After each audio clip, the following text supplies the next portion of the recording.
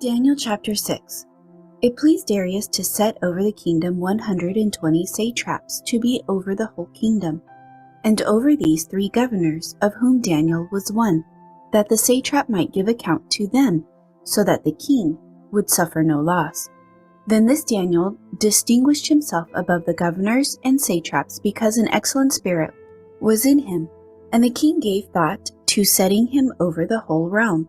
So the governors and satraps sought to find some charge against Daniel concerning the kingdom, but they could find no charge or fault, because he was faithful, nor was there any error or fault found in him. Then these men said, "We shall not find any charge against this Daniel unless we find it against him concerning the law of his God." So the governors and satraps thronged before the king, and said thus to him, "King Darius, live forever. All the governors of the kingdom, the administrators, the satraps, the counselors, and advisers have consulted together to establish a royal statute and to make a firm decree that whoever petitions any god or man for 30 days except you, O king, shall be cast into the den of lions. Now, O king, establish the decree and sign the writing so that it cannot be changed according to the law of the Medes and Persians, which does not alter." Therefore King Darius signed the written decree. Now when Daniel knew that the writing was signed, he went home, and in his upper room, with his windows open toward Jerusalem, he knelt down on his knees 3 times that day, and prayed and gave thanks before his God, as was his custom since early days. Then these men assembled and found Daniel praying and making supplication before his God.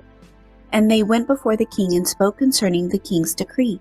"Have you not signed a decree that every man who petitions any god or man within 30 days except you, O king, shall be cast into the den of lions?" The king answered and said, "The thing is true, according to the law of the Medes and Persians, which does not alter." So they answered and said before the king, "That Daniel, who is one of the captives from Judah, does not show due regard for you, O king, or for the decree that you have signed, but makes his petition 3 times a day." And the king, when he heard these words, was greatly displeased with himself, and set his heart on Daniel to deliver him, and he labored till the going down of the sun to deliver him. Then these men approached the king, and said to the king, "Know, O king, that it is the law of the Medes and Persians that no decree or statute which the king establishes may be changed." So the king gave the command, and they brought Daniel and cast him into the den of lions. But the king spoke, saying to Daniel, "Your God, whom you serve continually, he will deliver you." Then a stone was brought and laid in the mouth of the den, and the king sealed it with his own signet ring, and with the signets of his lords, that the purpose concerning Daniel might not be changed. Now the king went to his palace and spent the night fasting, and no musicians were brought before him. Also his sleep went from him. Then the king arose early in the morning, and went in haste to the den of lions. And when he came to the den, he cried out with a lamenting voice to Daniel. The king spoke, saying to Daniel, "Daniel, servant of the living God, has your God, whom you serve continually, been able to deliver you from the lions?" Then Daniel said to the king, "O king, live forever. My God sent his angels and shut the lions' mouths so that they have not hurt me, because I was found innocent before him. And also, O king, I have done no wrong before you." Now the king was exceedingly glad for him, and commanded that they should take Daniel up out of the den. And no injury whatever was found on him, because he believed in his God.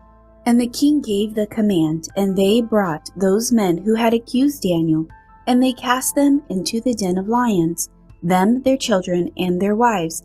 And the lions overpowered them, and broke all their bones in pieces before they ever came to the bottom of the den.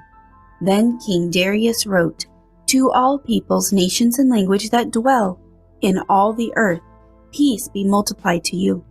I make a decree that in every dominion of my kingdom men must tremble and fear before the God of Daniel, for he is the living God, and steadfast forever. His kingdom is the one which shall not be destroyed, and his dominion shall endure till the end. He delivers and rescues, and he works signs and wonders in heaven and on earth. Who has delivered Daniel from the power of the lions?" So this Daniel prospered in the reign of Darius, and in the reign of Cyrus the Persian.